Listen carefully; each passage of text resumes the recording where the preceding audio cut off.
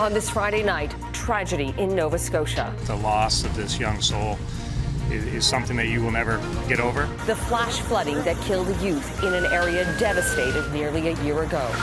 A traumatic trip to Canada's Wonderland. The sound of her landing, I don't think I'm going to forget. New fears about a popular ride. Complaints about supervised drug consumption sites. The federal politician amplifying calls to close the facilities. Ultimatum. What donors are threatening if Joe Biden doesn't quit the campaign. Plus, pomp, pageantry, public fascination, and some irritation. It is beyond ridiculous. One couple's wedding extravaganza that's so extra. Global National. Reporting tonight, Carolyn Jarvis. Good evening and thanks for joining us. We begin with breaking news in the manslaughter case against Alec Baldwin. A judge has thrown out the charge against the Hollywood actor related to the on-set shooting that killed a cinematographer. Your motion to dismiss with prejudice is granted. The judge ruled the police and prosecution did not disclose key evidence to the defense. Baldwin, who was visibly relieved, did not speak to the media. Cinematographer Helena Hutchins was killed in 2021 when live ammunition ended up in a gun that Baldwin fired on the set of the movie Rust. The judge says the case cannot be filed again. To other news now, U.S. President Joe Biden is in Detroit tonight holding a campaign rally. Michigan is a must-win battleground, and after Biden's missteps at the end of the NATO summit, the stakes couldn't be higher. Folks, look, I'm here for one reason. Kamala and I won Michigan in 2020 because of you, and we're going to win it again in 2024.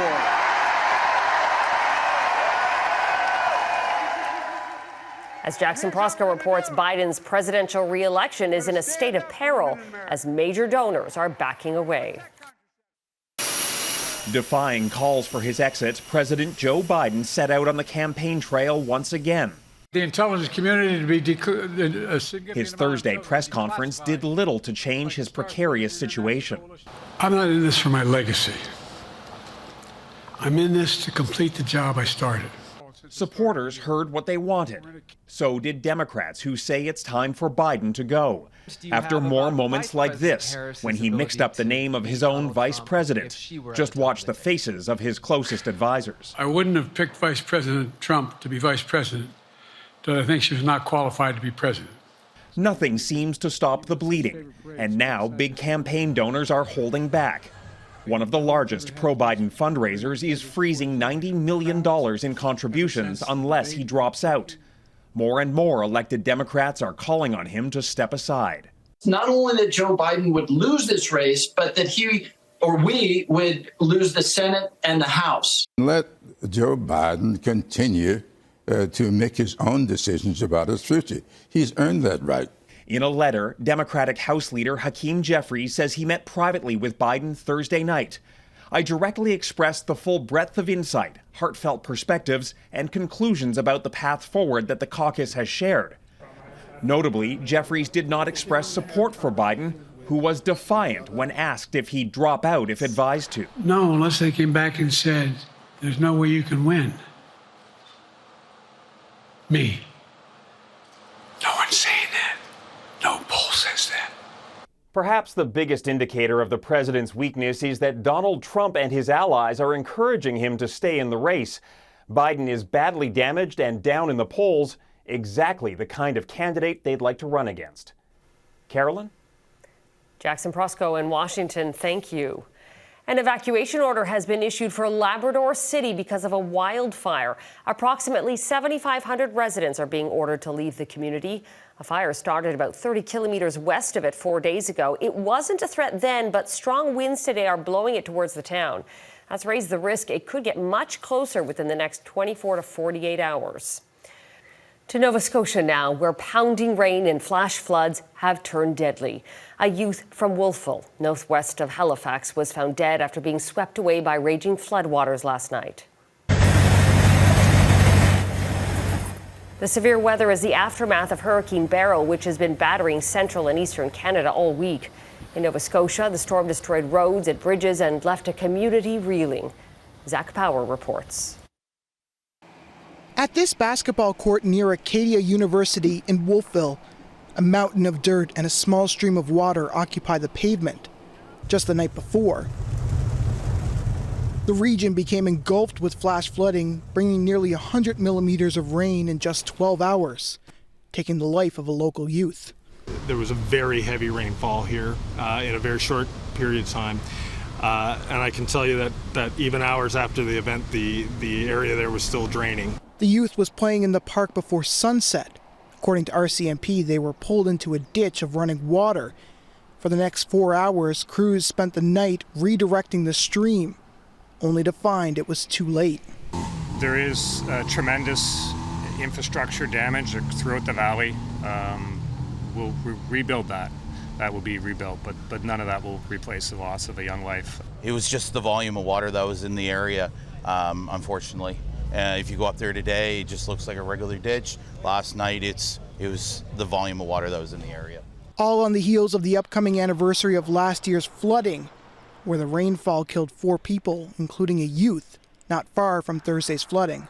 In flash flood situations, as we've seen over the last year or so, or last couple of years in Nova Scotia, conditions can change very quickly in heavy rain. You know that the loss of this young soul is something that you will never get over, and we as Nova Scotians won't get over this either.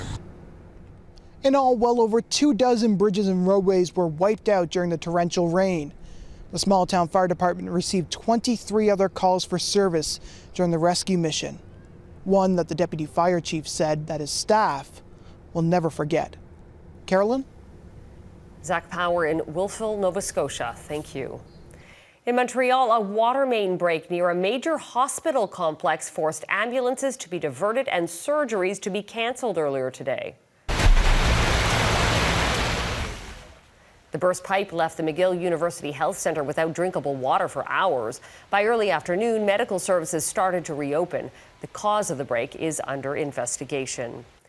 A teenage girl fell off a ride at Canada's Wonderland north of Toronto Thursday, sending her to hospital. She was on a rotating swing ride when she fell. The amusement park and the attraction remain open to the public, and while inspectors found no issues, that hasn't eased worries from those who saw the incident unfold. Mark Carcasole reports. Do not make contact with any other riders, and please not twist, turn, or off in your seat. Just reminded the Swing of the Century is one of the original rides at Canada's Wonderland from when it opened in 1981. It's the park's smaller swing ride, carrying a maximum of 48 passengers 30 feet in the air, restrained with a metal lap bar and a thin fabric strip strung vertically between the legs. It's had a good safety record over its 43 years, but Thursday afternoon, something went terribly wrong when a 17-year-old girl was taken to hospital after falling off the ride. Stephanie Campbell was at the park with her family watching the ride when her son pointed out that a girl was seated oddly in her swing. I would say it probably went around 5 times before the ride operator saw her. And so it was her left leg was hanging on, and then as it went, it was like her knee, then her ankle. She just kept falling more. Gravity was taking until ultimately she fell. As it became more and more apparent that the girl was going to fall, she turned her son away so he wouldn't see. The sound of her landing, I don't think I'm going to forget. It was very loud. Inspectors with the Technical Standards and Safety Authority were at the park Thursday to examine the ride and found everything in proper working order and maintenance up to speed. There was nothing wrong with the ride. As far as a cause, they're not blaming the machine. Our determination at this point is the rider, themselves got off the ride. We don't know why. Sometimes if it was coming up to speed, maybe they changed their mind or panicked and thought they still had time to get off. York Regional Police say they are not conducting a criminal investigation. Park officials say they are conducting their own incident investigation, but they opened the ride back up to patrons Friday. Stephanie says she would no doubt return to Wonderland, but after what she saw Thursday afternoon. I would not want my kids to ride on that ride. I would not ride on that ride now. Mark Carcasole, Global News, Vaughan, Ontario. U.S. telecom giant AT&T says it's been hit by a massive security breach. Tens of millions of its customers and many non-AT&T customers, including Canadians, have had their data exposed by hackers. Anne Gaviola has more on the breach. Anne. Carolyn, it appears to be a massive hack attack. According to AT&T, the cybersecurity breach in April hit nearly all of its customers, more than 100 million individual customers in the U.S. and 2.5 million business accounts. Criminals accessed records of calls and texts from May to October of 2022, and AT&T tells Global News this includes calls made to Canada. The company is conducting an investigation, and so is the FBI. In a statement Friday, AT&T said it's working with law enforcement in its efforts to arrest those involved in the incident. The company says at least one person has been apprehended. Now, the breach includes aggregated metadata only. That's not the content of any calls, texts, or social security or credit card information. This data doesn't include customer names, but AT&T said there are ways of finding the names associated with specific telephone numbers using publicly available online tools. An AT&T spokesperson says the April incident took place outside its network and the telecom's own systems were not breached. Many wonder why customers and the public are only hearing about the incident now when it happened 3 months ago. AT&T said in public filings that the U.S. Department of Justice said that a delay in providing public disclosure was warranted because of the ongoing investigations. Carolyn? And Gaviola in Toronto, thank you. As people head out on road trips this summer, British Columbia's coroner is urging drivers to slow down after an alarming string of deaths on the province's highways this month. From July 5th to the 11th, 19 people were killed in collisions throughout the province. 3 incidents in the BC interior accounted for 12 of those deaths. Investigations into each accident are ongoing, but police say either speed, impaired or distracted driving has been a factor in each case. Pierre Poilievre called supervised consumption sites drug dens today and promised if elected he'll close some and pull federal funding for all of them. The Conservative leader made that promise in a Montreal park across the street from a controversial new facility. Our Mike Armstrong was there. Montreal's first supervised inhalation and injection site is just steps from an elementary school. Since it opened this spring, parents and local residents say things have changed. Oh, on Itani. We're fed up, this man says. There have been complaints about increased crime, needles, and nudity in the neighborhood. The center's director has said they're still working out kinks, but many say they've seen enough. I had a guy try to break down my door, this man says. That never used to happen. They're drug dens. They're drug dens. Pierre Poilievre held a press conference in a park Friday, only about 30 meters from the new supervised drug consumption facility, and called for it to be closed. The Conservative leader says a Poilievre government would do just that across Canada. I will be closing them. We will close safe injection sites next to schools, playgrounds, anywhere else that they endanger the public. Syringes. Now, the battle over supervised consumption sites has already gone all the way to the Supreme Court. It ruled in 2011 that the government should allow them if there's no evidence it would have a negative impact on public safety. While Poilievre argues public safety is a problem and says he'd pull the exemption to the drug laws that allow them to operate and pull their federal funding. His little policy idea has a big death toll to it. There's a lot of blood in that policy. Garth Mullins is a Vancouver activist and a recovering addict himself. He says the country's 38 supervised consumption sites are saving lives and are needed. BC's premier agrees. I am hopeful that I can make the case to any administration that closing these sites would be a real mistake. Now, if there are problems around sites, advocates in Montreal have said recently it's a question of cohabitation. The public has to learn to live with what's going on. While critics of the new site say they opposed it before it opened, it was forced on them, and things have turned out worse than they feared. Mike Armstrong, Global News, Montreal. WestJet mechanics have ratified a tentative 5-year deal with the airline. 96% of workers approved the agreement. A 2-day strike by mechanics had a major impact on travel over the Canada Day long weekend and cost millions of dollars. More than 1,000 flights were canceled. Ripped apart, coming up. What happened inside this car that likely turned into a write-off? We're always told never to leave your animals in vehicles, especially during the summer heat, but it wasn't a cat or a dog RCMP found in distress inside a very hot vehicle outside of Vancouver yesterday. A black bear got stuck and was sitting inside this car parked in a driveway in Coquitlam. You can see what it did to the interior. Police smashed the back windshield so it could escape. Safe to say the vehicle is likely a write-off. There are new signs the housing market is perking up. The Canadian Real Estate Association released an updated housing outlook today. Sales numbers were up in June following an interest rate cut. Mackenzie Gray reports on what it could mean for future supply and demand. The housing market hibernation that continued into the spring might have just ended thanks to a prod from the Bank of Canada. I don't know how many hundreds of thousands of people are on the sidelines right now, but the main thing they're waiting for is lower rates and to be able to get into this market. And they're about to get that. Despite last month's interest rate cut and more likely on the way, the Canadian Real Estate Association has now downgraded their 2024 forecast. Home prices are now projected to only rise 2.5% nationally, a near 50% decrease from previous estimates. But the short-term signs show a rebound in June. Sales actually outpaced listings for the first time this year, so months of inventory fell, meaning the market tightened for the first time this year, and prices were up, albeit by a measly 0.1%. That slight increase in sales comes at a time of nearly record unaffordability.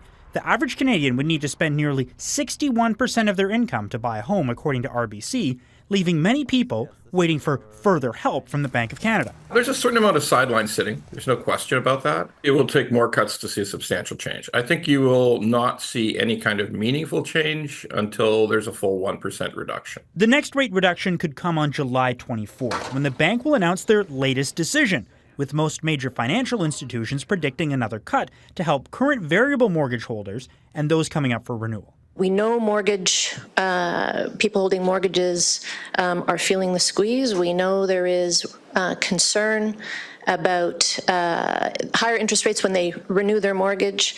For those who can't afford to buy at higher prices and rates, this situation isn't much better for renters, Carolyn, with payments to landlords going up 7% year over year, an average unit now costing nearly $2,200 a month. Mackenzie Gray in Ottawa, thank you. Ahead, an update on the health of Princess Anne after her concussion.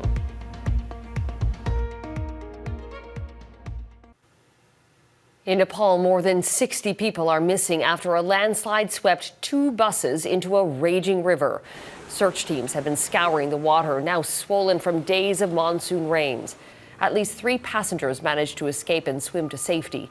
The buses were on a highway when debris from a nearby slope pushed the vehicles over a barrier, sending them into the muddy waters. So far, crews have found no trace of any other survivors. A pod of 77 pilot whales is dead after becoming stranded on a beach in Scotland. And a warning, some of these images may be disturbing. 65 whales were found dead on the shore yesterday. 12 others were euthanized by rescuers when their condition deteriorated and they couldn't get back to sea. The pod included males up to 7 meters long, females, calves, and juveniles. Post-mortem exams are underway. This is believed to be one of the largest mass strandings in British history.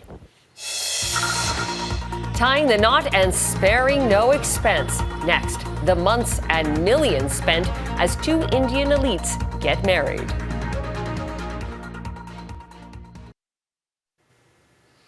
Princess Anne was back at it today with her first public engagement since being hospitalized. She presented awards and met with winners at the Riding for the Disabled Association National Championships. The younger sister of King Charles spent 5 nights in hospital last month. She suffered minor head injuries and a concussion believed to be caused by being struck by a horse. One of the most lavish weddings in recent history is unfolding in Mumbai this weekend as the son of Asia's richest man marries the daughter of 2 pharmaceutical tycoons. Politicians, business elites, and stars from Bollywood and Hollywood are attending the 4-day nuptials. And that's after months of festivities leading up to the main event. Krista Gomansing has more.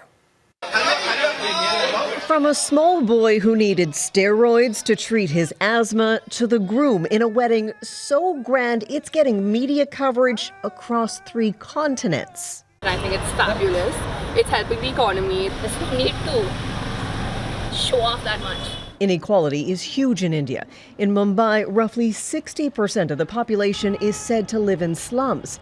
The Ambani merchant's wedding unites 2 family dynasties, one with oil refining, hospitality, and sports interests, the other pharmaceuticals.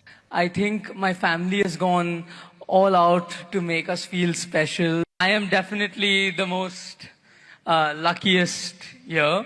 Every day I fall more and more in love. In thanking his family and praising his wife-to-be, Anand also acknowledged his privilege. For months, the couple's high society friends have been gathering and celebrating. There was a cruise and concerts with the likes of Rihanna and Justin Bieber. The actual wedding, spanning multiple days, has been deemed a public event, with traffic restricted and celebrity sightings. Kim and Khloe Kardashian, Bollywood and Hollywood star Priyanka Chopra and her husband, singer and actor Nick Jonas, wrestler and actor John Cena, and a few politicians tossed in for good measure, including former British Prime Ministers Boris Johnson and Tony Blair.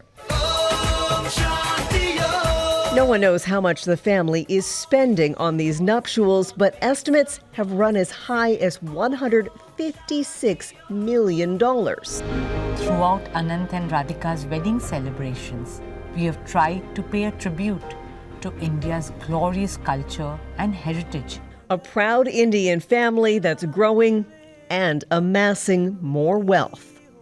Crystal Gamansing, Global News, London. And that is Global National for this Friday night. I'm Carolyn Jarvis. Tonight's Your Canada is Rocky Point Pier in Port Moody, British Columbia. We love seeing your Canada. Please keep emailing your photos to viewers at globalnational.com. Thanks for watching. Neethu Garcha will be at the anchor desk tomorrow. Have a great weekend.